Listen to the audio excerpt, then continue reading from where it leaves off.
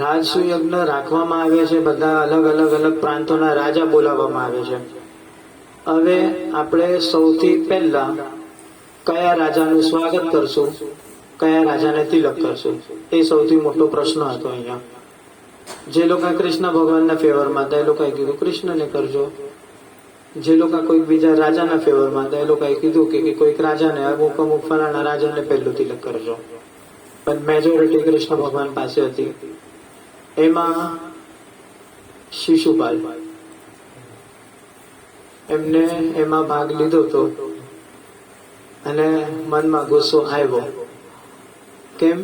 કારણ કે એમના લગ્ન, એમના વિવાહ રૂક્ષ્મણી સાથે થવાના હતા. એ હજી નીકળ્યું નતું મનમાં, તો એ સામામોમાં થયા અને બધાનો વિરોધ કર્યો કે કૃષ્ણને સૌથી પહેલું તિલક કરવાનું નથી. એમના પક્ષમાં કદાચિત કોઈ હશે, બાકી મેજોરિટી તો એમની નહોતી. સૌથી પહેલા તો એક વાક યુદ્ધ થાય છે, એટલે બોલવાનું યુદ્ધ થાય છે બધા વચ્ચે. કૃષ્ણ ભગવાન કહે છે કે આ મારા અને શિશુપાલની વચ્ચેની જ વાત છે ને, તો અમને બંનેને વાત કરવા દો. ને તો એક યુદ્ધ તો થઈ ગયું, બીજું થશે અહીંયા, અને એ ભગવાનને જોઈતું નહોતું. એટલે બે જ સામામોણે વાત કરતા હતા. કૃષ્ણ ભગવાન બાંધર હસતા હતા અને ઓલો અંદરથી બળતો હતો કે હું આટલું બોલું છું તોય આ મને કઈ બોલતો નતો, કઈક બોલે તો હું સામે હજી બોલું. પણ એ જે અંદર બળતરા હતી ને, નીકળતી ગઈ અને એને ગાળોનું ટ્રાન્સફોર્મેશન થઈ ગયું. ગાળ બોલવાની ચાલુ કરી.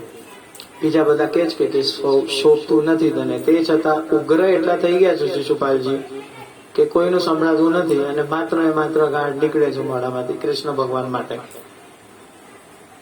ઠીક છે, તું આપતો જા, તારો બેલેન્સ છે મારા પાસે. 99 થાય છે ત્યારે કે છે કે હવે ઉભો રહી જા, હવે તારા સાથે શું કરવું એ તારા હાથમાં છે. એક ગાળ આપ એટલે તું પતી ગયો. અને જો તારું જીવ ફાલો છે તો હવે તું ચૂપ થઈ જા અને કઈ આગળ બોલતો નહીં. પણ માનતા નથી કે શું કરી લેવાનું છે, જોઈ લઉં જો આવ. તો એમાં હજી 2-4 આપી દે છે અને માથે લોન ચડી, ચૂકવી શક્યા નહીં એટલે આખું માથું ઉડાવી દીધું. એ પ્રમાણે શિશુપાલજીનો વધ કરે છે અહીંયા કૃષ્ણ ભગવાન. હવે પરીક્ષિતજી સુખદેવજીને પૂછે છે કે આ બધાની કથા તમે કીધી એ વસ્તુ તો સાચી, પણ ભગવાન દીન બંધુ છે, તો તમે મને કોઈક એવી કથા કહો કે ભગવાન કોઈ દીનના બંધુ થયા છે. દીન બંધુ એટલે દીન એટલે દિવસ નહીં, દીન એટલે દુખી, દીન એટલે દરિદ્ર. આ પહેલું છે ને થોડું વધારી દેજો, પહેલું હા બસ. દીન એટલે દુખી, થોડો વધારે છે. તો શું કૃષ્ણ ભગવાન કોઈ દીન, કોઈ દરિદ્રના દુખી થયા છે? એના દુઃખમાં સાથ આપીને એના બંધુ થયા છે, મિત્ર થયા છે? ત્યારે સુખદેવજી કહે છે કે હા. તો કે એનું નામ આપો મને. એમનું નામ સુદામાજી. અહીંયા એવું બતાવવામાં આવે છે કે સુદામાજીનું નામ લેતા ને સાથે જ વ્યાસજીને 6 મહિનાની સમાધિ લાગે છે. 6 મહિનાની સમાધિ લાગે છે. અને એના પછી એ નિશ્ચય કરે છે કે હવેથી હું સુદામાજીનું નામ નહીં લઉં, અને એમના બદલીમાં બ્રાહ્મણ શબ્દ યુઝ કરીને એમને ચિંધીશ, સંબોધિત કરીશ. માત્ર ને માત્ર એક વાર એનું નામ લેવાથી 6 મહિના અગર સમાધિમાં વ્યાસજી જતા રહેતા હોય તો એ મિત્રતા કેવી હશે. આજનું ગીત છે યારા તેરી યારી કો યાદ કરેગી દુનિયા. એ ભલે અમિતાભ બચ્ચનના ફિલ્મમાં રચાયેલી ગીત હશે, બાકી એ ગીત આ સિચ્યુએશન પર એકદમ પરફેક્ટ બેસે છે. આખી દુનિયા આ બંને યારીઓને આજ તારીખ સુધી યાદ કરે છે. સુદામાજી કેવા હતા? બ્રાહ્મણો બ્રહ્મવિત્તમ. બ્રાહ્મણ તો હતા પણ બ્રહ્મવિત્તમ એટલે 3 કેટેગરી આવે. એક લેવલ હોય કે ઉત્તમ છે, એનાથી ઉપર હજી ઉત્તમ, એના ઉપર સર્વોત્તમ અને સૌથી ઉપર આવે શ્રેષ્ઠ. તો એ શ્રેષ્ઠની કેટેગરીમાં આવા વાળા બ્રાહ્મણ હતા. એમનો સ્વભાવ એવો હતો ને કે એમનો સ્વભાવને પ્રશાંત આત્મા કહેવામાં આવ્યું છે. પ્રશાંત આત્મા એટલે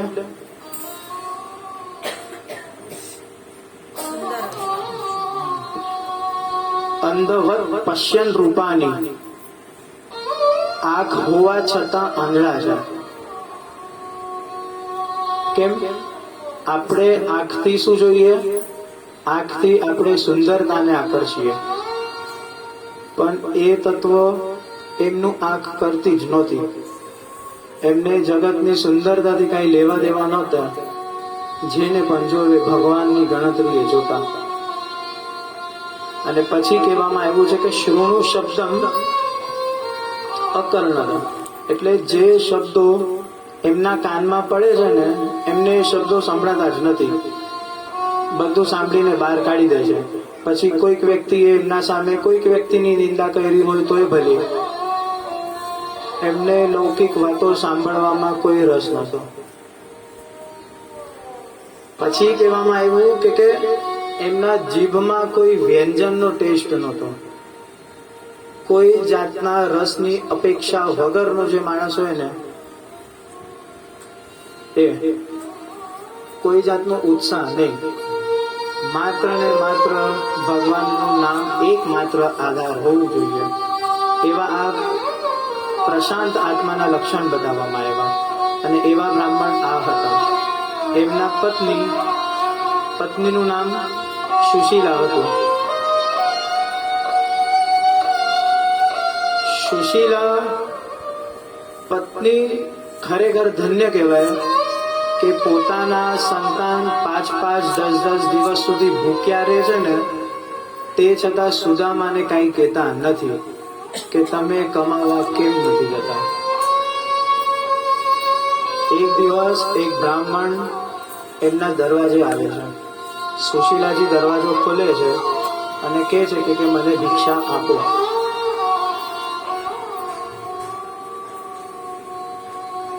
ત્યારે સુશીલા એમ કહે છે કે અમારા ઘરે છેલ્લા મહિનાથી 11 છે. 12નો સૂર્ય હજી ઉદય થયો જ નથી. મારા છોકરાઓ જ્યારે મારા પાસેથી જમવાનું માગે છે ને ત્યારે હું એમને એમ કહીને મનાવી દઉં છું કે બેટા આજે 11 છે, આજે કાંઈ ખવાય નહીં તો એક કામ કર, આખો દિવસ તું પરમેશ્વર પ્રભુનું નામ લે. આ દિવસે આવા દિવસોમાં હું મારા બાળકોને પસાર કરું છું. ત્યારે બ્રાહ્મણ કદાચિત સાક્ષાત ભગવાન આવ્યા હશે. ત્યારે બ્રાહ્મણ સુશીલાને કહે છે કે જો તમારી આવી પરિસ્થિતિ છે તો તમારા મિત્ર, તમારા નાથ એટલે સુદામા, એના મિત્ર કૃષ્ણ થાય તો એમના પાસે જતા કેમ નથી? આખા જગતનું પાલન કરે છે તો શું તમારું નહીં કરે? ત્યારે આટલા વર્ષો પછી સુશીલાને ખબર પડે છે કે દ્વારકાધીશ મારા પ્રભુના મિત્ર છે. બાકી ખરેખર સુદામાજી એવા વ્યક્તિ હતા, આપણો કોઈ મિત્ર કે દોસ્તાર સારી પોલિટિકલ પદવી પર બેસી ગયો ને આખા જગને આપણે જાહેર કરીએ. ભૂલે ચૂકે પણ કોઈ પર્સનાલિટી હીરો સાથે ફોટો પડી ગયો ને એ જ ક્ષણે ડીપી અને ફેસબુક પર ચડી જાય. બાકી સુદામાજી એવા નહોતા. વિચારો, નાનપણના મિત્ર કૃષ્ણ ભગવાને દ્વારકા આખું નગર વસાવ્યું.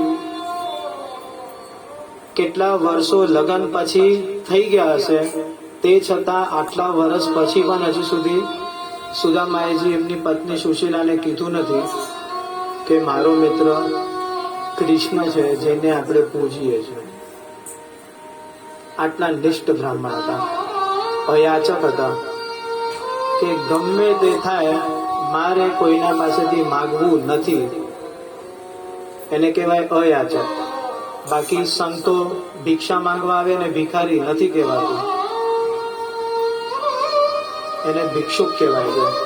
એ તમારા ઘરેથી તમારું અન્ન કે પૈસો નહીં પણ તમારું પાપ લઈને જાય છે. એ જે ભિક્ષા લઈને તમે જેમ છૂટા ચોખા નાખો ને, ક્યારેક એની પોટલી ખોલીને જોજો તમે કે ચોખા ને મગ ને અડદ ની દાળ ને બધું મિક્સ અંદર પડ્યું હોય. બીજી પોટલી લોટની હોય, એમાં માત્ર ઘઉંનો લોટ નહીં, જે પણ કોઈ પણ અલગ અલગ લોટ આવે ને એ બધું એમાં મિક્સ થતું હોય. જો આપણે જોઈને ચિત્રી ચડે તો એ લોકો કેવી રીતે ખાતા હશે વિચારો. એ લોકો ભિખારી નથી, એ લોકો ભિક્ષુક છે. હવે તો એ કોઈક સાધુ સંત ભગવો કપડા પહેરીને પણ આપણા આંગણે આવતા નથી, તો આપણું પાપ જાશે ક્યાં? બાકી આપણે દિવસના 5 પાપ થાય તો એના પ્રાયશ્ચિત તરીકે આપણા વડવાઓ 5 પુણ્ય કરતા દિવસના. કયા પુણ્ય થતા 5 દિવસના? સૌથી પહેલી રોટલી ગાય માટે કાઢવામાં આવતી, એ બંધ થયું.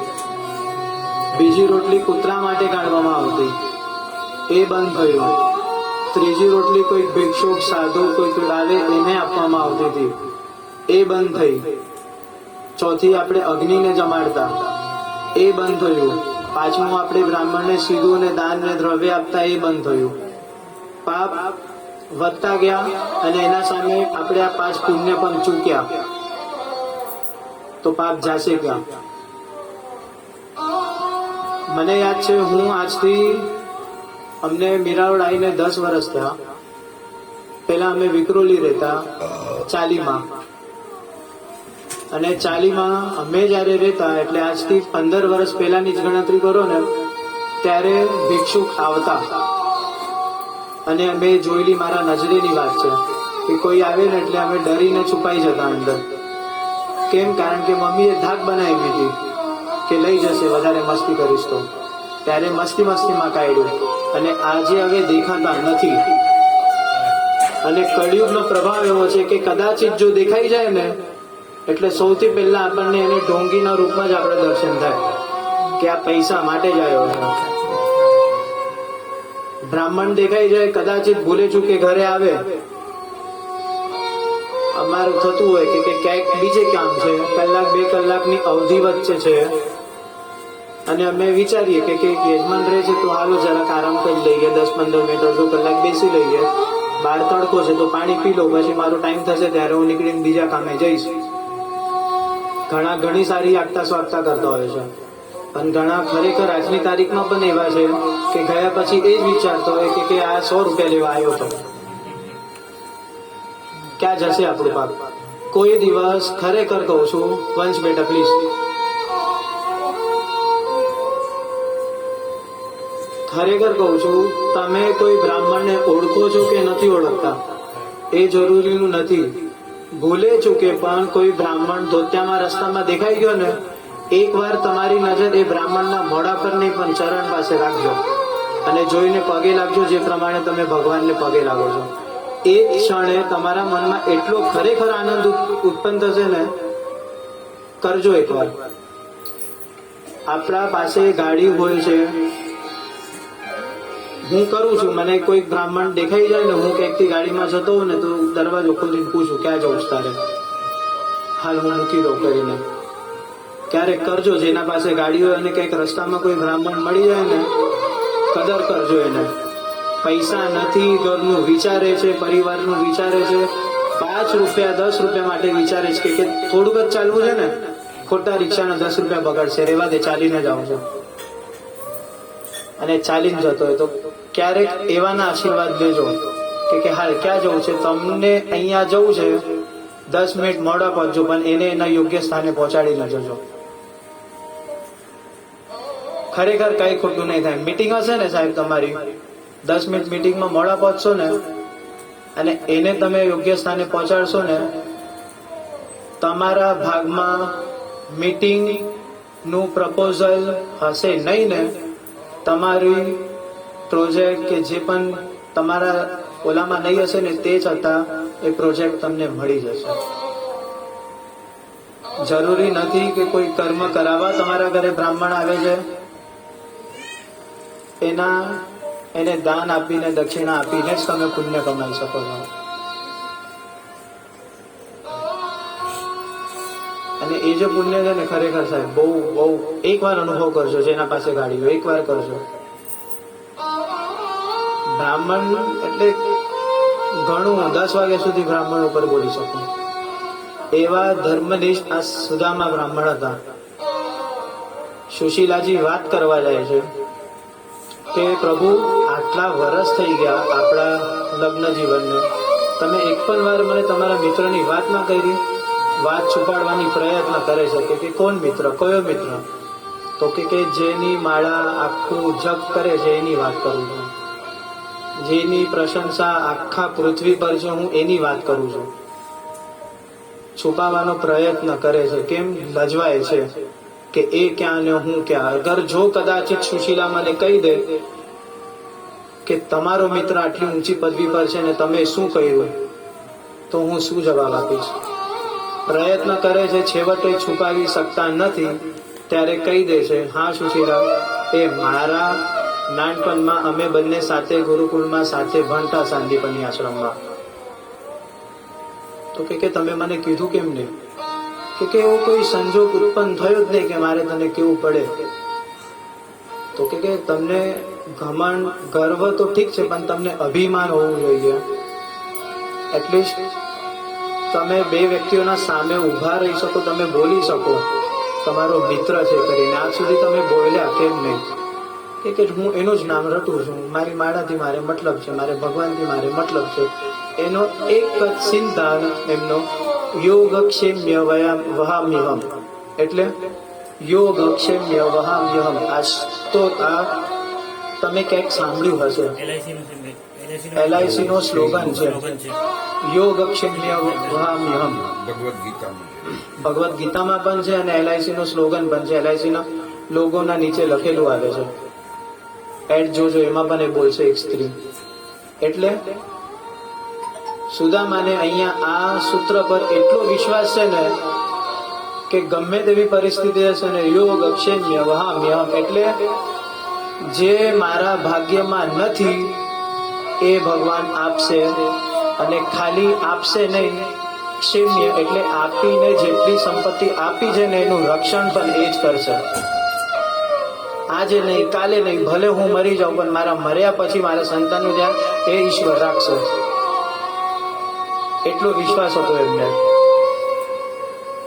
પતિ કહે છે, ઠીક છે, ગમે તે હોય, એકવાર મળે આવો તો ખરા. તમે માનતા નથી. કેમ? મળવા જાઓ તો કંઈક આપવું પડે, અને આપવા જેવી પરિસ્થિતિ નથી. એક મહિનો જો આપણા છોકરા 11માં કાઢતા હોય તો મિત્રને હું આપું છું. લજવાય છે. પણ સુશીલા ધર્મનું રૂપ હતા. એ શું કે છે કે નહીં, તમે જાઓ, જઈને માગો નહીં, પણ એટલીસ્ટ મળી આવો તો ખરા. સુશીલાજી કે કઈ લઈ જ જવું છે ને તમારે, ઉભા રહો, હું આપું છું. તો સુશીલાજી એમ કહેવાય છે ને કે યાચિત્વા ચતુરો મુષ્ટિ. યાચિત એટલે આજના યુગ પ્રમાણે આપણે શબ્દ ગોઠવીએ કે ભીખ માંગી. યાચિત્વા ચતુરો મુષ્ટિ એટલે 4 મુઠ્ઠી. પછી આગળ કીધું વિપ્રાણ તાંદુલમ પૃથક પૃથક, એટલે કોઈ એકના ઘરેથી નથી લાવી, 4 બ્રાહ્મણોના ઘરેથી 4 અલગ અલગ મુઠ્ઠી પૌવા લાવી છે. એના નાથને કહે છે કે આ યાચિત કરીને હું માગીને લાવી છું, તમે આ 4 મુઠ્ઠી રાખો અને લઈ જાઓ અને આપો. હવે આગળ કીધું છે કે ચૈલ ખંડેન ત્વામ બધ્વામ. સુદામાજી પૂછે છે હું આને શેમાં લઈ જાઉં? ચૈલ ખંડેન ત્વામ બધ્વામ એટલે એમના ઘરે હર એક ખૂણામાં એ ગોતે છે, પણ એ 4 મુઠ્ઠી પાંડુળ બાંધી શકે ને એવું કપડું નથી મળતું. એટલે આ કોઈ સારું લગાડવા માટે કે તમારા મનમાં ભાવ પ્રગટ કરવા માટે કે રડાવવા માટેની કથા નથી. આ બધા શ્લોકો છે. ચતુર્મુષ્ટિ 4 મુઠ્ઠી અલગ અલગ બ્રાહ્મણોના ઘરેથી માગીને લાવે છે. એ 4 મુઠ્ઠી કેટલા થાય વિચારો તો ખરા. હવે જો એ 4 મુઠ્ઠી બાંધવા પૂરતું કોઈ કપડું નથી તો એમની પરિસ્થિતિ શું હશે? તે છતાં માંડ માંડ એક કપડું મળે છે. અને એક કપડું કેવું હોય છે? અહીંયા લખ્યું ચૈલ એટલે છિદ્ર વાળું. એ કપડામાં હજારો કાણા છે. હવે કરવું શું? એક કપડું, બીજું કપડું, 3 ત્રીજું કપડું, એવી રીતે કપડાના થર કરે છે અને એમાં 4 મુઠ્ઠી પૌવા મૂકે છે અને છેવટે બાંધે છે. અને બાંધ્યા પછી કહે છે કે એક કામ કરો ના, તમે જાઓ મળો અને એને આ પોટલી આપજો અગર એ કઈ માગે તો. બાકી એ માગે એવા નથી. પણ કૃષ્ણ એમ માગ્યું. કેમ? કારણ કે અહીંયાથી દારિદ્ર્યની રેખા મિટાવી હતી અને અહીંયા શ્રીની રેખા બનાવી હતી. ભગવાન માગે ત્યારે આપવું. અને પછી સુદામાજી કહે છે કે હું જાઉં તો છું, પણ તારે કોઈ મેસેજ, કઈ સંદેશ આપવો છે ભગવાનને, કૃષ્ણને, મારા મિત્રને, તો તું મને કહે તો હું એને આપી દઉં. તો એ એમ કહે છે કે એક માસે દ્વય પક્ષે, દ્વય એકાદશી, બીજાની 1 માસમાં 2 એકાદશી આવે છે, પણ મારી દિને દિને એકાદશી. અમારા ઘરમાં આ પરિસ્થિતિ છે કે અમારે દિને દિને એકાદશી છે. કીધું નથી કે હું ગરીબ છું, કીધું નથી કે તમે માગજો. અહીંયા ઇનડાયરેક્ટલી કરવામાં આવ્યું છે.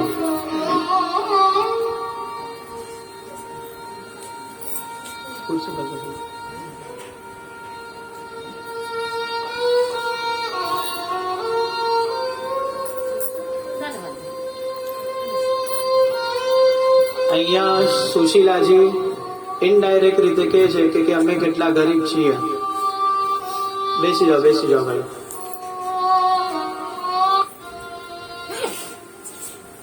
એટલે ખાલી એટલું કહે છે, ખાલી મારા નાથ કૃષ્ણને જઈને એટલું કહેજો કે બીજાના ઘરમાં 1 મહિને 2 અગિયારસ આવે છે, પણ મારે દિને દિને એટલે મારે હર રોજ અગિયારસ કરું છું. અને એ હર રોજ જે અગિયારસ આવે છે ને, એ અગિયારસ કરીએ છે ને, એનું પુણ્ય કઈ ઉત્પન્ન થયું હોય ને તો કહેજો કે આપે, અને કઈ પુણ્ય ઉત્પન્ન ના થયું હોય ને તો કહેજો કે કોઈ વાંધો નહીં, પણ તમે ખાલી માત્ર એને મળીને આવો. માંડ માંડ સુદામાજી રેડી થાય છે, જાય છે. એમનું વર્ણન અહીંયા એવું કરવામાં આવ્યું છે ને, આગળ કરું છું. જાય છે પગેથી ચાલીને, કોઈ રથ નહીં, કાંઈ નહીં. પોરબંદર થી દ્વારકા કેટલા કિલોમીટર થાય છે? સમવટ લાઈક એટલું જ છે. કેટલા કિલોમીટર ચાલે છે. છેવટે ચાલતા ચાલતા મૂર્છિત થાય છે. એક ઝાડના નીચે વિશ્રામ કરે છે. આ વાતની કૃષ્ણ ભગવાનને ખબર પડે છે.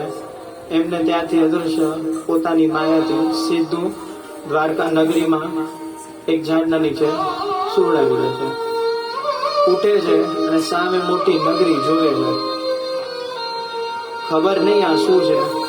રસ્તે જતા એક માણસને પૂછે છે કે મારે દ્વારકા જવું છે, મને રસ્તો બતાવો. કે મૂર્ખ, આ દ્વારકા જ છે, તું આજુબાજુમાં જો તો ખરો. આખા પૃથ્વી પર ત્યાં આવા મહેલ જોયા છે કે? તો કે ઠીક છે, આ દ્વારકા છે. મારે કૃષ્ણને મળવું છે, મને કૃષ્ણ ક્યાં મળશે, મને બતાવો. કોણ કૃષ્ણ?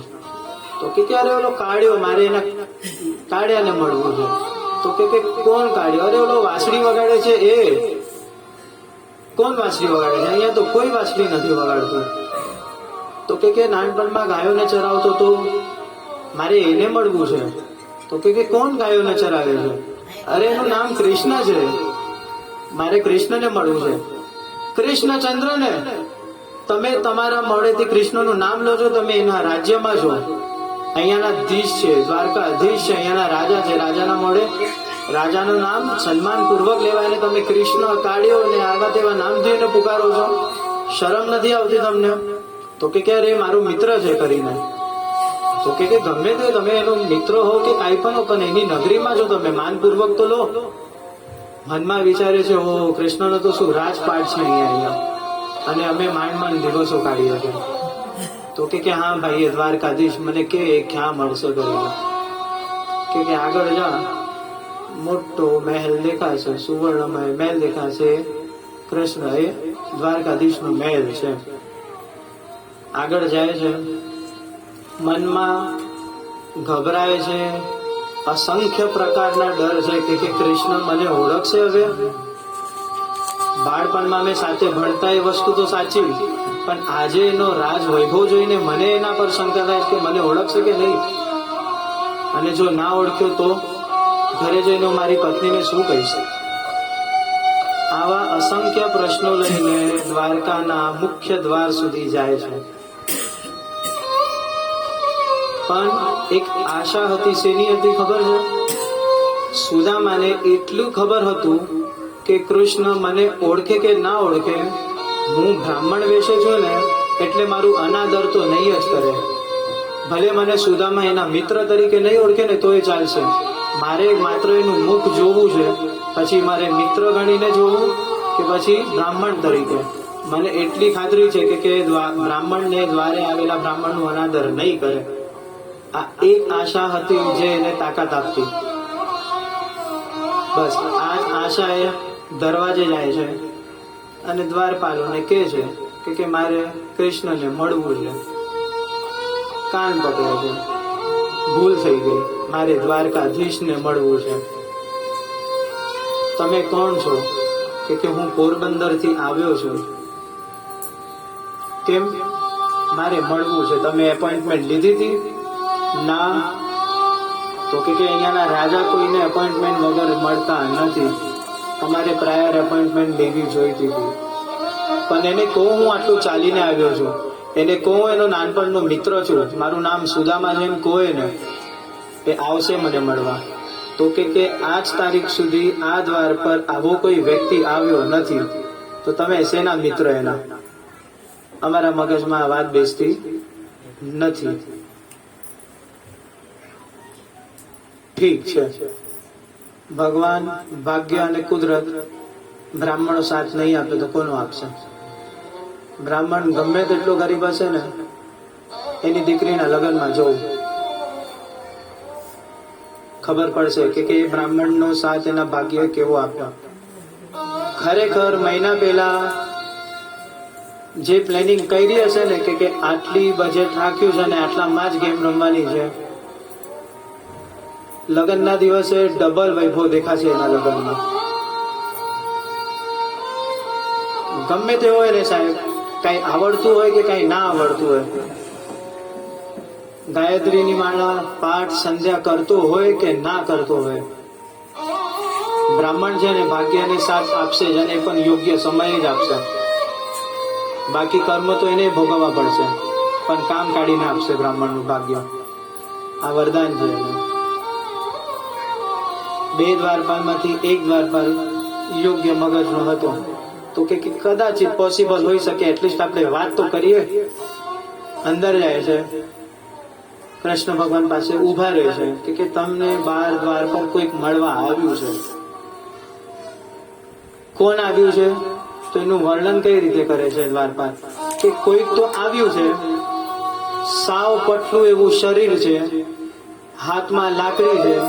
હવે એ શરીર અને લાકડીને જ્યારે મેં જોયો હતો ને, ત્યારે મારા મનમાં એમ થયું હતું કે કદાચિત આ શરીરથી સારી તો આ લાકડી છે. વિચારો એમનું શરીર કેવું હશે, એમની કાયા કેવી હશે. પછી કે એમના પગમાં ચપ્પલ નથી અને જેમ એક લક્ષ્મી આંગણાના અંદર પગ મૂકે અને એના પગલા લાલ દેખાય ને આપણને કંકુવાળા, એમના એવા પગલા લાલ છે. કૃષ્ણ ભગવાન હજી એ સમજતા નથી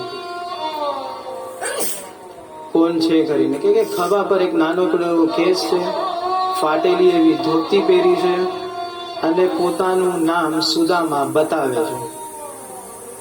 બસ સુદામા નામ સાંભળ્યું નથી અને દોડ્યા નથી. ભાગે છે એટલે પોતાનો ખભા પરથી ખેસ ક્યારે પડે છે ખબર નથી. ધોતિયાની પાછળની પાટલી ક્યારે છૂટે છે ભગવાનને ખબર પડતી નથી. રાજ મુકટ ક્યારે માથા પરથી પડે છે એ ભગવાનને ખબર પડતી નથી.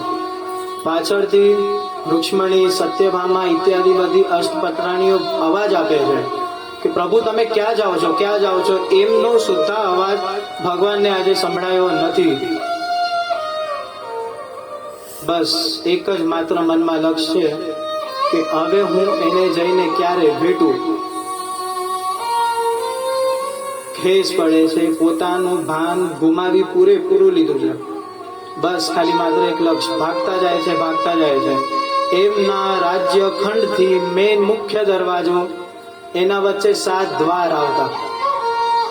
જે પ્રમાણે કૃષ્ણ ભગવાન જન્મ્યા હતા અને 7 દ્વાર ખુલ્યા હતા એના જાતે, આજે આ એની નગરીના 7 દ્વાર એના જાતે ખુલી ગયા છે. માનો કે આખી કુદરત પણ એ ઈચ્છે છે કે જે યાચક, જે સુદામાજી દ્વારે આવ્યા છે ને એના 7 જન્મને હું જન્મોમાંથી એને આજે મુક્ત કરું. ભાગીને જાય છે. મુખ્ય દ્વાર હજી ખુલ્લો નથી આખે આખો, એમાં કૃષ્ણ ભગવાન સુદામાને ભેટે છે. કૃષ્ણ ભગવાનની ગતિ એટલી હોય છે કે સુદામાજી ખબર નથી પડતી કે મને કોણ ભેટ્યું કરીને. હજી તો સુદામાજી કૃષ્ણને જોઈ નથી શકતા, હજી તો પ્રોપર નજરો મળી નથી, જોયું નથી એ ચહેરો કે વ્યક્તિ કોણ છે. એટલી વારમાં કોઈક એક વ્યક્તિએ આવીને સુદામાજીને ભેટી લીધું. આખી સભા જોવે છે કે કોણ છે આ. આજ તારીખ સુધી જેટલા પણ આવ્યા છે, કૃષ્ણ ભગવાનનો માત્ર એક આદેશ હતો, તમે જાઓ અને એને અંદર લઈ આવો. આજે એ આદેશ ન આપતા પોતે ઉભા થયા. ચપ્પલનું ભાન નહીં, ખેસનું ભાન નહીં, રાજ્ય ગૃહમાં સભામાં મુકુટનું ભાન નહીં, પોતાના વસ્ત્રોનું ભાન નહીં, પોતાની પત્નીઓ બોલાવે છે એનું ભાન નહીં, અને બસ માત્ર માગીને જાય છે. કોણ છે એવો વ્યક્તિ? ભેટે છે. થોડા ક્ષણો વીતી જાય છે, આંખોમાં પાણી, ગળું ભરાઈ જાય છે. એટલી વારમાં કૃષ્ણ ભગવાનને ખબર પડે છે કે આની કાયા કેવી છે. ત્યારે પ્રેમ શું હોય ને અહીંયા દેખાય છે. ત્યારે કૃષ્ણ ભગવાન એમ વિચારે છે કે હું આટલા પ્રેમમાં, આટલી ગતિથી ભેટ્યો આને, તો આને કદાચ વાગ્યું તો નહીં હશે ને. અને જે પ્રમાણે કૃષ્ણ ભગવાને સુદામાજીને ભેટ્યા હતા, આલિંગન હતું, એક પ્રેમ હતો ને કે આપણને કોઈ પર પ્રેમ હોય ને તો એ જે એક હગ હોય ને એની પાવર, તાકાત અલગ હોય. તો કે હું જે તાકાતથી એને આલિંગન આપી રહ્યો છું, એનું શરીર એવું છે ને કદાચિત એને દુખતું હશે તો એ આલિંગન સોફ્ટ કરી લે છે, એને નમ્ર બનાવી દે છે. અને આના સામે સુદામાજીએ મોઢું જોયું નથી, માત્ર હૃદયથી હૃદયનો સ્પર્શ, અને એને ખબર પડી ગઈ છે કે આ મારો કૃષ્ણ છે, દ્વારકાધીશ તો ભયો આ મારો કાળિયો છે. અને સામે સુદામાના પ્રેમનું અહીંયા કેવી રીતે વર્ણન દેખાવામાં આવે છે. સુદામાજી એ વિચારે છે, સુદામાજીએ પણ એકદમ ટાઈટ જ ભેટ્યા હતા. સુદામાજી એમ વિચારે છે કે મારા હાડકા મારી ચામડીના બહાર આવે છે, અને હું જો આટલું કડક ભેટીશ ને તો મારા હાડકા કૃષ્ણ ભગવાનને વાગશે. અહીંયા કોઈ પોતાનું નથી વિચારતા, પોતાનું ના વિચારતા, બંને અરસપરસ વિચારે છે. આને પ્રેમ કહેવાય.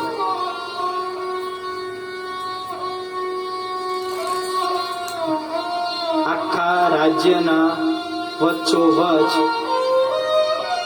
જે આખા વિશ્વનો નાથ હોય એ આજે વચ્ચે દરવાજા દ્વારના વચ્ચે કોઈ એક બ્રાહ્મણને ભેટે છે. આ જોઈને આખું બધા આશ્ચર્યચકિત થઈ જાય છે કે આ કોણ છે, કોણ છે, કોણ છે. ત્યારે બોલ કૃષ્ણ ભગવાન સુદામાનું જ વિચારે છે કે હું અહીંયા રહીશ તો કદાચિત શક્ય છે કે સુદામાને સંકોચ થશે અને મારો આટલો રાજવટ જોઈને એ મારા સાથે વાત નહીં કરી શકે. હાથ પકડે છે અને પોતાની ગાદીએ બેસાડે છે. અને એમાં પણ એક વર્ણન મસ્ત મજાનું કરવામાં આવ્યું છે કે કૃષ્ણ ભગવાનનો જે સિંહાસન છે એમાં સુદામાજી બેઠા. કેવા લાગે છે બેઠા પછી? જાણે મેં તમને કીધું હોય ને કે ઓલું ઝાડ જો અને એમાં એક પક્ષી બેઠું છે એને ગોતીને બતાવો. આટલા મોટા ઝાડમાં એક પક્ષીને ગોતવો એટલે ઝાડ કેટલું મોટું અને એક પક્ષી કેટલો નાનો, એવું વર્ણન કરવામાં આવ્યું છે અહીંયા કે સુદામાજીની કાયા એવી નબળી હતી.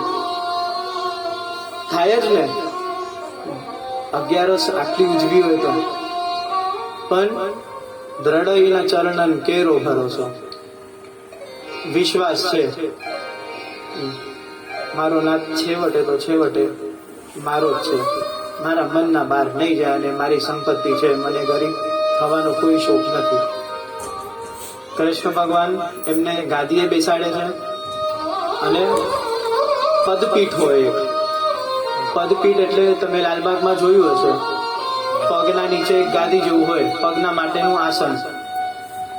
આજે કૃષ્ણ ભગવાન એ આસન પર બેસા એટલે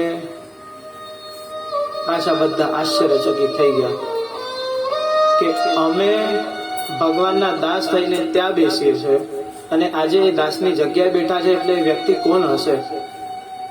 પહેલા તો વિચારે છે કે બ્રાહ્મણ હશે, પણ કોઈ બ્રાહ્મણ માટે આજ સુધી કૃષ્ણ ભગવાને આવું કર્યું જ નથી, તો આ કોણ છે, કોણ છે? એના સિવાય બીજો કોઈ પ્રશ્નની ગંધ નથી આવતી આખા સભામાં.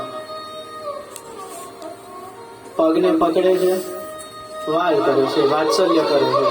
એક સ્મૂથ સરફેસ પર હાથ ફરાવો અને ફ્રિક્શન વાળા સરફેસ પર હાથ ફરાવો એટલે ખબર પડે આપણને કે આ સરફેસ કેવું છે. હાથ ફરાવતા હતા ત્યારે વચ્ચે વચ્ચે પોતાના હાથને કંઈક ચૂભતું હતું. નિરખીને જોયું તો કાંટા હતા. પગને આડો કર્યો તો ફોડલા થઈ ગયા હતા પગમાં.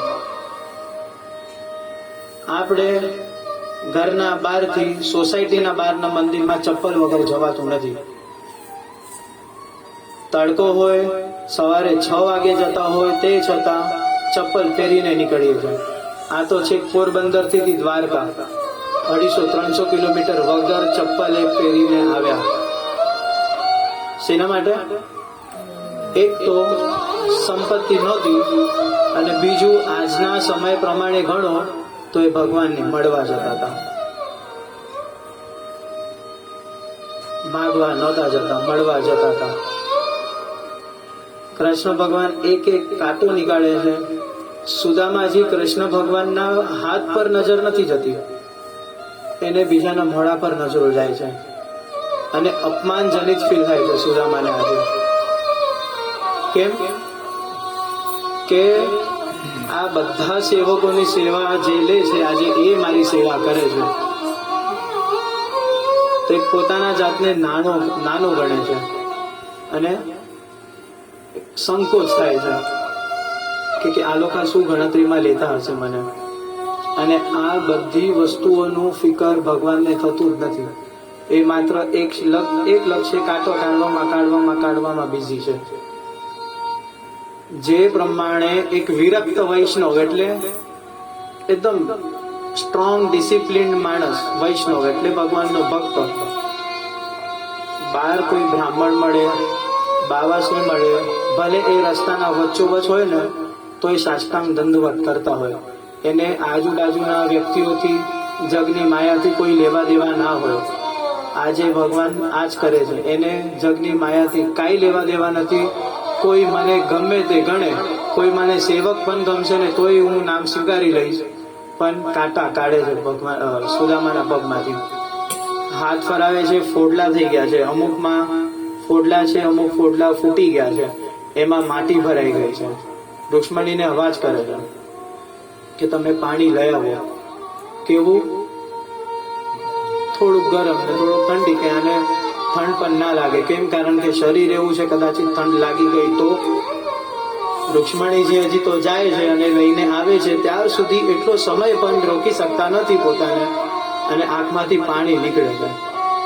અને એ અશ્રુથી ભગવાન સુદામાજીના જે પગ ધોવે છે, હદ થઈ જાય છે આખા રાજ્યસભામાં. હજી પ્રશ્નનો ઉત્તર મળ્યો નથી કે એ વ્યક્તિ કોણ છે જેને આટલી સેવા સાક્ષાત ભગવાન કરે છે. જેના પગ લક્ષ્મીજી પકડતા હોય ને, એને શું જરૂર હોય? કોણ છે? જવાબ મળતો નથી. પગ હાથમાંથી કાંટા નીકળતા નથી, પગ ઊંચો લે છે, દાંતેથી કાંટા કાઢે છે. આ ખાલી બોલવાની વાતો નથી, ખરેખર આમાં શ્લોકો છે એવા. ત્યારે પાછળ લઈ લે છે સુદામાજી પર કે બસ હવે હદ ના કરો. હવે ત્યારે શું કહે છે કૃષ્ણજી? હું તને મિત્ર તરીકે નથી કરતો, આજે તું બ્રાહ્મણ છે. મિત્રની ભલે તમે સેવા ના કરો, બાકી ખરેખર અગર જો તમારામાં ભગવાન મસ્ત હોય ને, બ્રાહ્મણની સેવા કરવામાં તમે બાકી ના રાખો. પછી ભલે પગ દબાવવાનું હોય, માથું દબાવવાનું હોય, કે ગમે તે હોય. હું વાપી આજથી 8-10 વર્ષ પહેલા વાપી ગયો તો. યુપીના યજમાનો હતા, તમે માનશો નહીં, કથા પતે ને એટલે ગાદલા પથરાય અમારા બધા બ્રાહ્મણોના, અને એક ગાદલા પર ઘરના પરિવાર વાળા બધા તેલની બોટલ લઈને બેસી જાય. અને રાત્રે અમને ધોતું પહેરવાની ના પાડે કે ચડ્ડો પહેરજો. કેમ?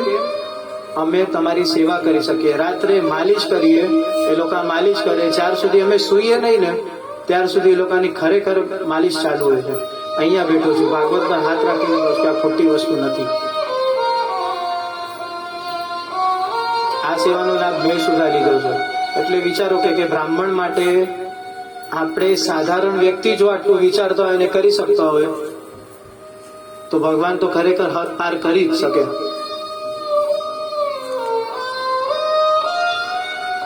રૂક્ષ્મણીજી પાણીનો ઘડો લઈને આવે છે, વાર લાગી, એની પણ સુદ્ધા રાહ જોઈ નહીં, પોતાના અશ્રુઓથી પગ ધોયા એમને.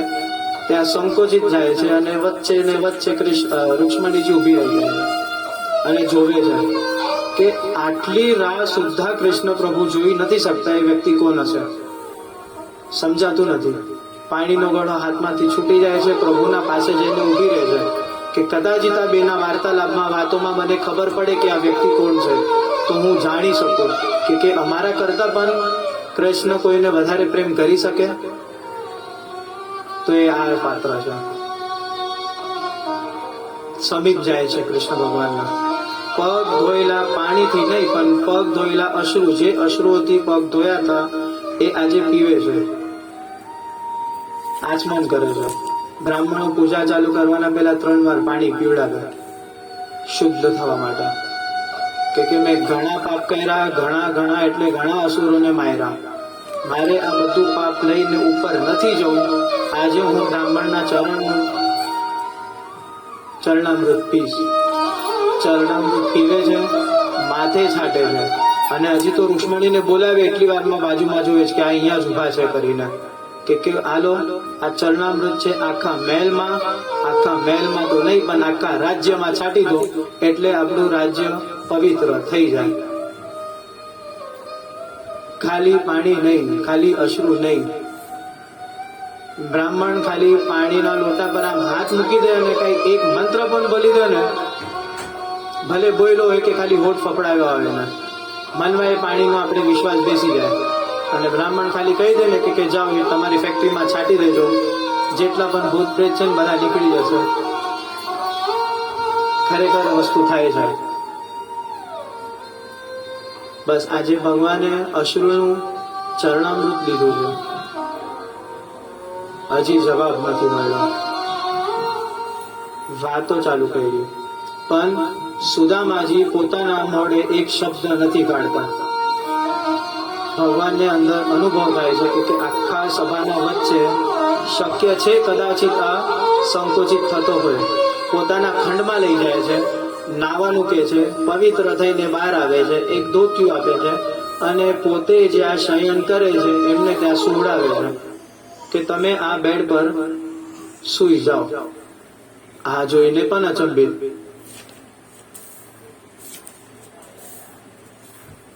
સુવડાવે છે. સુવડાવ્યા પછી અમુક ચિત્ર છે એકદમ રેર કેસમાં તમે જોયા હોય તો, કે પલંગ છે, કૃષ્ણ ભગવાન સૂતા છે અને પલંગની નીચે કૃષ્ણ ભગવાને સુદામાના પગ પર હાથ રાખીને બેઠા છે, ચરણ દબાવે છે કે તમે આટલું ચાલીને મારા માટે આવ્યા. ચરણ દબાવે છે. સુદામાજી કાંઈ બોલતા નથી, માત્ર અશ્રુધાર ચાલુ છે, ચાલુ છે ને ચાલુ છે. શેના માટે થઈને? કે મેં જે કાળિયાને નાનપણમાં જોયો તો, જે મને આટલું સતાવતો હતો, જે ગુરુને મારી ફરિયાદ કરીને મને માર ખવડાવતો હતો, આ ખરેખર એ જ છે કે કોઈ બીજો છે? ઓળખે છે પણ ઓળખી શકતો નથી, કારણ કે એના વ્યવહાર બદલાયેલા છે. કેમ? પહેલા મિત્ર હતા, આજે દ્વારકાધીશ છે અને આજે બ્રાહ્મણ છે. કાંઈ એટલે કાંઈ મૂંઝવણમાં બોલી શકતા નથી, મન ભરાઈ ગયેલું છે, બોલવાની પ્રયત્ન કરે છે પણ હોઠો ફફડે છે.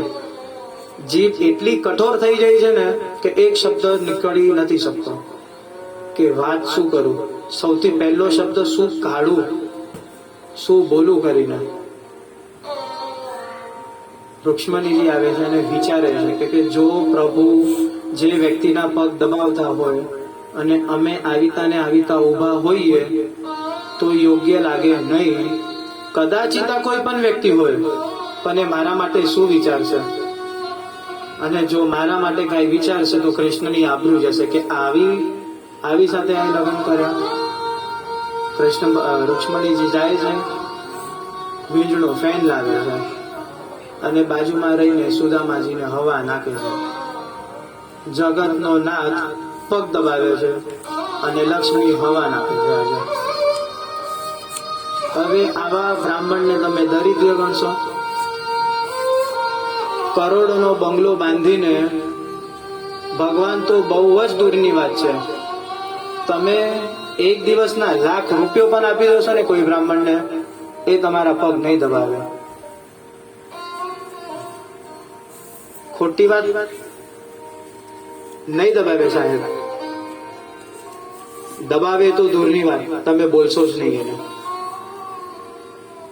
પછી ભલે બ્રાહ્મણ તમારો મિત્ર હશે, નહીં બોલી શકો તમે. અને બોલ્યા પછી જો ભૂલે છો કે પણ મિત્ર તો મિત્ર ભાવે નીકળી જાય ને, પછી 2 દિવસ પછી જયારે ધોતિયું પહેરીને તમારા સામે આવશે ને ત્યારે તમને પછતાવો થશે કે યાર આ તો બ્રાહ્મણ છે, હું એને આવું બોલ્યો. આજે જગતના નાદ એના પગ દબાવે છે અને સાક્ષાત લક્ષ્મી હવા નાખે છે. આવું ભાગ્ય કોનું હોય? કોઈનું નહીં. કૃષ્ણ ભગવાન વાત ચાલુ કરે છે કે સુદામા,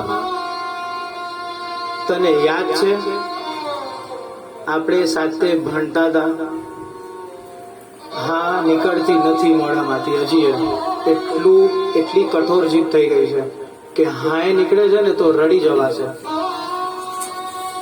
સુદામા, તને યાદ છે આપણે સાથે ભેગા ભણતા હતા? ગુરુએ તને માર્યું હતું, હું હસ્યો તો તારા પર, યાદ છે તને? હા, નીકળતું નથી, ખાલી મોડેથી હા ને ના જવાબ આપત કરે છે. સુદામા, કઈ બોલ તો ખરો, મારે તારો અવાજ સાંભળવો છે. તું જે પ્રમાણે શ્લોકો બોલીને મને શીખડાવતો હતો ને, આજે એક શ્લોક બોલીને મને સંભળાવ. મારે તારો અવાજ સાંભળવો છે, પણ અવાજ નીકળે તો હરામ બરોબર ગળામાંથી. પ્રાણ અટકી ગયા છે, કાં તો જીવ નીકળશે કાં તો અવાજ નીકળશે. એવી પરિસ્થિતિમાં આજે સુદામા આવીને ઉભા રહ્યા છે. ભગવાન એમની સેવા ચાલુ ને ચાલુ જ રાખે છે. હવે વાત તો કરવી છે, કઈ રીતે કરું?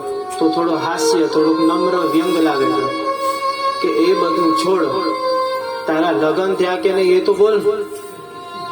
બસ તમારા મોઢા પર જેવો હાસ્ય આવ્યો ને એ જ હાસ્ય સુદામાજીના મોઢે આવ્યો, અને હાસ્ય આવ્યાના તરત જ રડી પડ્યા છે કે કૃષ્ણ હું શું કહું તને, કે થયા છે કે નહીં એ તો કે, સંતાન છે કે નહીં, કેટલા સંતાન છે, તું ક્યાં રહે છે? સાંદીપની આશ્રમ છોડ્યા પછી આપણે એકેવાર મળ્યા સુદ્ધા નથી. તે મને કોઈ દિવસ પ્રયત્ન સુદ્ધા ના કર્યો કે હું તને મળું. તારે આવું જોઈતું હતું ને મારા પાસેથી, મને બોલાવવું જોઈતું તો, સંદેશ મોકલવો જોઈતો. પણ શું બોલે, પ્રાણ અટક્યા છે ગળામાં. થોડું માહોલને નમ્ર બનાવે છે અને પૂછે છે કે લગ્ન થયા એ તો કે તારા? તો કે હા મારા લગ્ન થયા. તો કે ભાભીનું નામ તો કે? તો કે ભાભીનું નામ સુશીલા છે. તો કે એને ના લાવ્યો? તો કે હું પોતે તારા પાસે નહોતો આવવાનો કૃષ્ણ, મને તારી ભાભીએ જ મોકલ્યો છે, એના કારણે જ હું આજે અહીંયા આવ્યો છું. કેમ, કઈ કામ હતું? શું કરવા મોકલ્યો? કે કાંઈ નહીં, બસ એમને મોકલ્યો. થોડી ઘણી વાતો કરી પછી મારા ભાભીએ કોઈ સંદેશો મોકલાયો છે? કાંઈ બોલી શકતા નથી. શું બોલે? ના ના, સંદેશો તો મોકલાયો જ હશે, એ નથી આવ્યો એટલે કાંઈક તો બોલતું સુદામા, કાંઈક તો સંદેશો મોકલ્યો હશે. ત્યારે ભરેલા અવાજમાં હા પાડે છે. શું સંદેશો મોકલ્યો છે બોલ? તો બસ આ જ સંદેશો મોકલ્યો છે કે તમે દ્વારકાધીશને મળો ને એને કહેજો કે અમારે દરરોજ 11 છે. કૃષ્ણ ભગવાનના આંખમાંથી ત્યાં પાણી આવે છે અને આંખ બંધ કરે છે. એ પોતે કઈ બોલી શકતા નથી કે મારો મિત્ર આવો આ પરિસ્થિતિમાં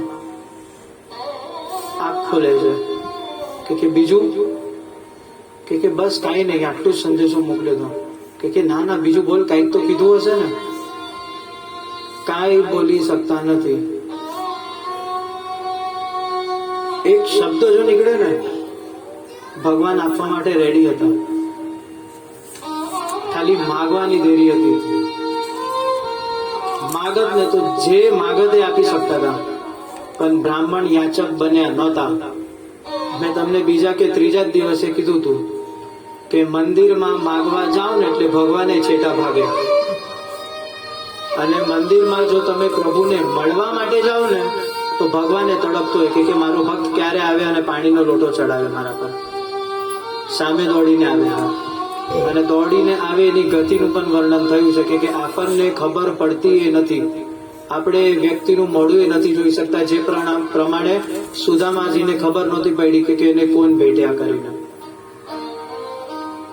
આ કથાઓમાંથી ઘણું એટલે ઘણું બધું શીખવા મળે છે. આપણે બધા એમ કહીએ કે ભગવાન કોનું રૂપ લઈને આવ્યા મને ખબર જ ના પડી. એનો સારાંશ અને એનો મતલબ જ આ નીકળે છે કે એટલી ગતિથી આવે છે ને કે આપણને ખબર નથી પડતી. પણ આપણે માગવા જ જવું છે મંદિરે. કેટલું મળ્યું માગીને, કેટલું મળ્યું, બધી ઈચ્છાઓ પૂરી થઈ ગઈ આપણી, ઘણી ને એક બે કદાચ પૂરી થઈ હશે. એમાં અભિમાન સાથે ઘરે પ્રવેશ થાય જ છે. સુદામા એ નથી કર્યું, માત્ર ને માત્ર મિત્ર ભાવે મળવા જાય છે. આપણે નોર્મલ ગેટના બહાર પણ નીકળતો હોય ને સાહેબ ગાડી લઈને, અનુભવ કરજો, હરરોજ સેલ્યુટ કરજો વોચમેનને. જે દિવસે તમે સેલ્યુટ નહીં કરશો ને બીજા દિવસે પૂછશે સાહેબ તમને કઈ થયું છે, તમે કોઈ ચિંતામાં છો, તમને કોઈ ચિંતા સતાવે છે? આપણે કહીએ કેમ? તો કે કાંઈ નહીં, તમે હરરોજ મને હાય કરીને જાઓ, તે દિવસે તમે હાય ના કર્યા, કદાચિત કઈ તમારા મનમાં હશે, કઈ દુવિધા હોય તો કહો મને. વોચમેન જેવો વોચમેનને આપણે મહિનો ખાલી હાય બાય કરીએ ને તો એ પણ આપણા માટે કંઈક કરવાની ભાવના એના મનમાં ઉત્પન્ન થાય. તો આ તો ભગવાન છે. એટલી સેલ્યુટ તો કરવા જાઓ કે ભાઈ એક દિવસ કાઢ્યો, કાલ સવાર આજ સવાર બતાવી સૂર્ય બતા એનો ધન્યવાદ એના માટે. માગવા જવું છે બસ ખાલી. પૂછે છે કે શું સંદેશ મોકલાયો. સંદેશો કે છે કે રોજ 11 છે. કૃષ્ણ ભગવાન રુદન કરે છે.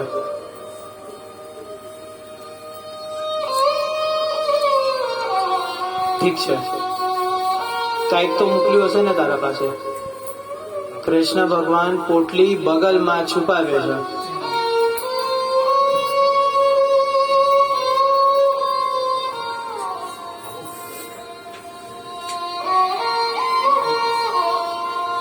કૃષ્ણ સુદામાજી પોટલી છુપાડે છે, સંતાવે છે. મનમાં ખબર છે કે મારી પત્ની સુશીલા 4 બ્રાહ્મણોના ઘરેથી અલગ અલગ અલગ પૌવા લાવી છે. જો હું આપીશ તો 4 પૌવાનો વર્ણ અલગ છે. કોઈ નાના છે, કોઈ મોટા છે, કોઈ સફેદ છે ને કોઈમાં પીળાશ છે. આવું આપું હું એને? બીજાના પાસેથી યાચિત કરેલું દ્રવ્ય હું એને આપું? અને સામે આટલો મોટો રાજપાટ વૈભવ જોયો હતો. હવે તમે કોઈ મિત્રના ઘરે બર્થડે માં ગયા હો ને તો સાહેબ તમે 500 નો ચાંદલો કરો. શેના માટે? એક તો એની એ યોગ્યતા છે અને બીજું એના સામે આપણી યોગ્યતા બનાવવા માટે, સ્ટેટસ બનાવવા માટે. નહીં તો એ બોલશે કે 100 રૂપિયા આપ્યા, આની શું હેસિયત મારા સામે? તો બસ આ અહીંયા સ્ટેટસની વાત આવીને વિચારે છે કે કૃષ્ણનો આટલો મોટો રાજપાટ, હવે એ શું વિચારશે અગર હું એને 4 મોટી પૌવા આપીશ તો? 4 મોટી પૌવા પણ જો મારા ઘરના હોત, બધાનો બધો વર્ણન એક જ હોય, અલગ અલગ કલરના ને અલગ અલગ સાઈઝના ના હોત તો કદાચિત હું આપત. પણ આ કઈ રીતે આપું?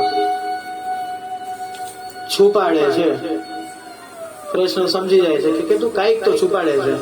તે બગલમાં એક પોટલી નાખી કે મને તો કે કાંઈ નહીં, બસ એમ જ પોટલી છે. કાંઈક તો હશે તો તું છુપાડતો હોઈશ ને? કે કાંઈ નથી. તો કે કાંઈ નથી તો બતાવો મને. તો કે ના પ્રભુ, નહીં, બતાવવા માટે રેડી થતા નથી. તે છતાં કૃષ્ણ જોર જબરદસ્તી કરે છે, હાથ પકડે છે અને પોતે પોટલી લઈ લે છે. જે પ્રમાણે મેં તમને આના પહેલા એક ભિક્ષુકનો દ્રષ્ટાંત આપ્યો ને, બસ આ જ વસ્તુ અહીંયા એના સાથે રિલેટ કરવાની જરૂર છે. સુદામાજી શું લાવ્યા હતા? ખાલી પૌવા લાવ્યા હતા 4 મોટી. ભગવાને શું કર્યું? એનો હાથ બાજુમાં લઈને પોતે ખેંચી લીધું. આજે ભગવાન જે રીતે ભિક્ષુક આપણા ઘરેથી આપણું પાપ લઈને જાય છે ને, એ પ્રમાણે આજે ભગવાને એના ભાગ્યમાંથી એનું દારિદ્ર લીધું છે. એની ઈચ્છા હતી કે નહોતી, આપવાની જરાય ઈચ્છા નહોતી, તે છતાં પણ આને કહેવાય કૃપા. તમે કઈ કર્યું ના હોય ને તોય તમને કઈક બેનિફિટ થાય ને, એનું નામ કૃપા કહેવાય. કોની? ભગવાનની કૃપા. અને ભગવાનની કૃપા જો બરાબર સમજવી હોય ને તો એક દ્રષ્ટાંત આપું કે પરીક્ષા બધાએ આપી હશે. પરીક્ષામાં ક્વેશ્ચન આન્સર આવે અને એમાં ઓપ્શન આપ્યા હોય કે આ 10 પ્રશ્નોમાંથી તમારે 5 જ સોલ્વ કરવાના છે, બીજા 5 નથી કરવાના. અને કોઈક વ્યક્તિ, કોઈક સ્ટુડન્ટ વધારે જ પડતો શાણો હોય, એ યુક્તિ લગાડે કે એક કામ કરું છું, 10 સોલ્વ કરી દઉં છું. 10 ના ઉત્તર આપે છે અને નીચે લખે છે કે તમારે જેને ચેક કરવું હોય એને તમે ચેક કરી શકો છો. હવે આમાં 2 વસ્તુ થાય. જે ટીચર ચેક કરવાના હોય, કાં તો એને એમ ખબર પડે કે આ છોકરો બહુ અભિમાની છે અને એના જ્ઞાનનું અભિમાન છે, કાં તો સૌમ્ય હોય તો 5 જ ચેક કરે. હવે ટીચરે ચેક તો કર્યું, હવે એના હાથમાં છે કે એને કયા 5 પર માર્ક્સ આપવા. જે 5 ખોટા છે એ કે જે 5 સાચા છે એ. લખવાનું 5 જ કીધું હતું પણ એને 10 કર્યા. 10 માંથી 5 ખોટા નીકળ્યા અને 5 સાચા નીકળ્યા. હવે નીચે તો એને સ્ટાર માર્ક નોટ કરીને એમ લખ્યું છે કે તમારે જે ચેક કરવું હોય ને એ ચેક કરો. હવે જો એનું મન ઊંધું હશે, વિરુદ્ધ હશે, તો જેટલા પણ સવાલ ખોટા છે ને એ ચેક કરીને 0 આપશે તમને, અને જેટલાના પણ ઉત્તર સાચા છે એના ચેક કરીને તમને માર્ક્સ આપશે. આનું નામ કહેવાય કૃપા. જે વસ્તુની કોઈ કારણ ના હોય તો પણ આપણા સાથે ઘટિત થાય એને કહેવાય કૃપા. આપણે મનુષ્ય જન્મ મળ્યો ને એ સૌથી મોટી કૃપા. એ સમજવું નહીં કે આપણે એવા કર્મો કર્યા હશે તો. બાકી આજે જ સવારે જોયું આપણે વાત કરતા હતા નરક રાજાની કથા. હા, આપણે હમણાં કહ્યું. શું હતું નરક રાજાનું? કાચંડું બન્યા કેમ? પણ એક માત્ર ગાય બીજાની આપી. આને કહેવાય કૃપા. કે આટલી બધી ગાય આપી તે છતાંય ભગવાનને એને લક્ષ્યમાં ના રાખીને એક બીજા બ્રાહ્મણની ગાય આવી ગઈ હતી એને દાનમાં આપી અને એનું પાપનું પ્રાયશ્ચિત એને કરવું પડ્યું. એને કહેવાય કૃપા. ભગવાન ધારક તો એને પુણ્ય આપી શકતા હતા પણ એને કૃપા ના કરી. બસ આજે કૃપા ભગવાન આના પર વરસાવવા માંગે છે. દારિદ્ર હાથ દૂર કરે છે, દારિદ્ર લે છે અને એનું ભક્ષણ કરવાનું ચાલુ કરે છે. પહેલી મુઠ્ઠી ખાય છે, જેટલા પણ પાપ હતા એ બધા પાપોનું ભસ્મ કરીને એનું ફળ એને આપે છે. બીજી મુઠ્ઠી ખાય છે, પોતા પાસે તો ઠીક પણ કુબેર પાસે જેટલી ધન સંપત્તિ અને શ્રી અને વૈભવ હતો ને એનાથી વધારે સુદામાને આપ્યો. અને ત્યાં રૂક્ષ્મણીજીએ ઉભા રાખ્યા એમને કે જો આ ત્રીજી મુઠ્ઠી ખાશે તો કદાચિત શક્ય છે કે અમારે પણ એના ઘરે દાસી બનીને જવું પડશે. અમુક કથામાં એવું આવે છે કે સંસ્કાર અગર સમજવો હોય તો અહીંથી સમજવું કે બ્રાહ્મણનો કે ભગવાનનો પ્રસાદી લેવી હોય ને તો બધાએ મળીને લેવી. અહીંયા સાક્ષાત નારાયણને લક્ષ્મીજી અટકાવે છે કે જો પ્રસાદી માત્ર તમે લેશો અને અમને નહીં આપશો તો તમે એના પાપના ભાગીદાર બનશો. ઉભા રહો, પાપના ભાગીદાર નહીં બનો અને બ્રાહ્મણની પ્રસાદી મને આપો. બે અર્થ અહીંયા નીકળે છે.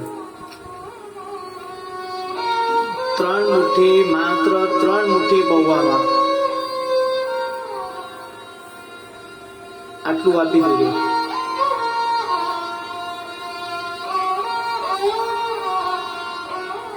જે પ્રમાણે મેં તમને આના પહેલા કીધું હતું કે લક્ષ્મીજી સુટકેસ બાંધીને નંદ બાબા માટે રેડી થઈ ગયા હતા કે જો આની સંપત્તિ ખૂટે તો હું ત્યાં જાઉં. અને હવે પાછા લક્ષ્મીજી સુટકેસ બાંધીને રેડી થઈ ગયા છે. પહેલા